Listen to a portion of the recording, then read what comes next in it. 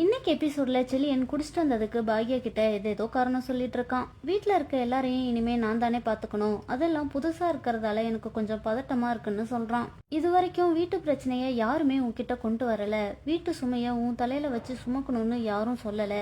இது வரைக்கும் நீ எப்படி இருந்தியோ அதே மாதிரிதான் இனிமேலும் இருக்க போறேன்னு பாக்யா சொல்றாங்க.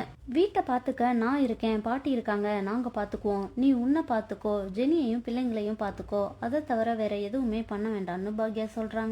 இனியா டான்ஸ் காம்படிஷனுக்கு செலக்ட் ஆகுமா இல்லையான்னு யோசிச்சுட்டு இருக்கா. ஜட்ஜஸும் ரிசல்ட்டை அனௌன்ஸ் பண்ண போறாங்க. ஃபர்ஸ்ட் வேற காலேஜ்ல செலக்ட் ஆனவங்க பேரெல்லாம் சொல்லிட்டு கடைசியா இனியா பேரை சொல்றாங்க. அதை கேட்டு இனியா ரொம்ப சந்தோஷப்படுறா.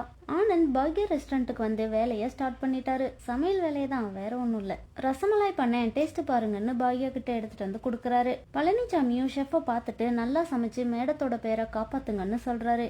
இனியா வீட்டுல எல்லார்கிட்டையும் டான்ஸ் காம்படிஷனுக்கு செலக்ட் ஆனதை சொல்றா. டான்ஸ் ஆடலாம் போக வேண்டாம்னு பாட்டி சொல்றாங்க. என்ன நடக்க போகுதுன்னு நாளைக்கு எபிசோட்ல பார்க்கலாம்.